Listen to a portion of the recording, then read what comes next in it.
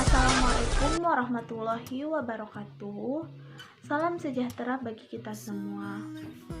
Baiklah, kami dari kelompok 2 yang beranggotakan saya sendiri Putri Andesta dengan NIM 2020322010 dan bersama rekan saya Bramiko Wijaya dengan NIM 2020322014. Pada kesempatan kali ini, kami akan memaparkan materi di mata kuliah Pengantar Ilmu Politik dengan judul Konsep-konsep dasar dalam ilmu politik.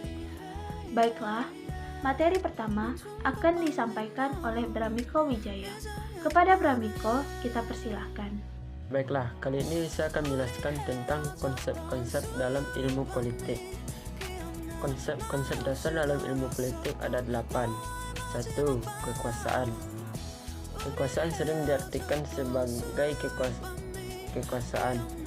Sering juga diartikan sebagai kemampuan yang dimiliki oleh satu pihak yang digunakan untuk mempengaruhi pihak lain untuk mencapai apa yang diinginkan oleh pemegang kekuasaan. Kekuasaan merupakan konsep politik yang paling banyak dibahas. Bahkan kekuasaan dianggap identik dengan politik. 2. Kewenangan. Kewenangan adalah hak untuk melakukan sesuatu atau memerintah orang lain untuk melakukan atau tidak melakukan sesuatu agar tercapai tujuan tertentu. Kewenangan biasanya dihubungkan dengan kekuasaan. Penggunaan kewenangan secara bijaksana merupakan faktor kritis bagi efektivitas organisasi. 3. Tekanan. Tekanan berkait dengan kepentingan kelompok dalam organisasi.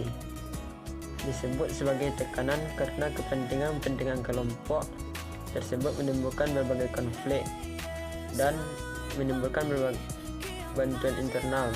Baiklah, saya akan melanjutkan materi yang telah dipaparkan oleh rekan saya yaitu Bramiko. Yang keempat ada legitimasi. Legitimasi merupakan salah satu konsep penting yang dikupas dalam kajian ilmu politik. Subakti menekankan bahwa legitimasi dalam suatu praktik kekuasaan politik adalah yang sangat penting.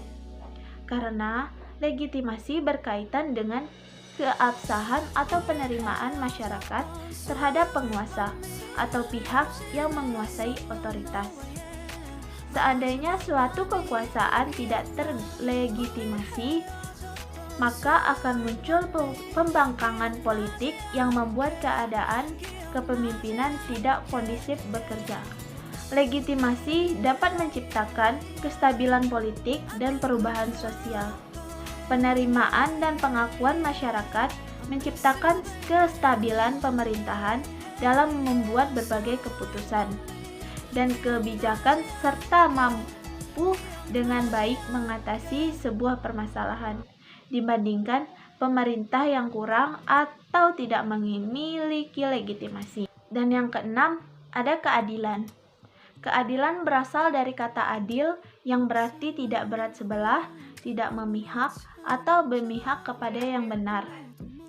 Dari beberapa definisi dapat disimpulkan bahwa keadilan adalah semua yang berkenan dengan sikap dan tindakan dalam hubungan antar manusia. Keadilan berisi sebuah tuntutan agar orang memperlakukan sesamanya sesuai dengan hak dan kewajibannya. Perlakuan tersebut tidak pandang bulu atau pilih kasih, melainkan semua orang memperlakukan sama sesuai dengan hak dan kewajiban. Dan yang ketujuh, ada kesejahteraan.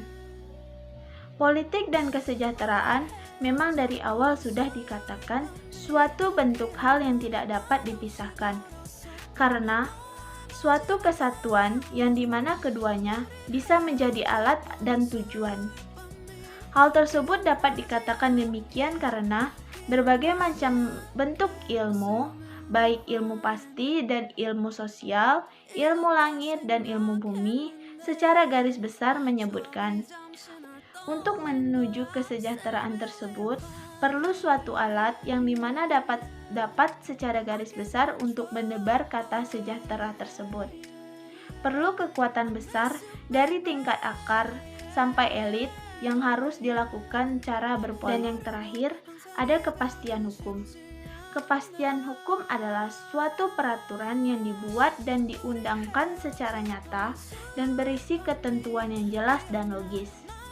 Jelas dalam artian tidak menimbulkan keraguan-raguan atau multitafsir, dan logis dalam artian ia menjadi suatu rangkaian di dalam sistem norma hukum, sehingga tidak berbenturan dengan peraturan lain dan menimbulkan konflik dalam berpolitik. Baiklah, sekian materi yang dapat kami sampaikan.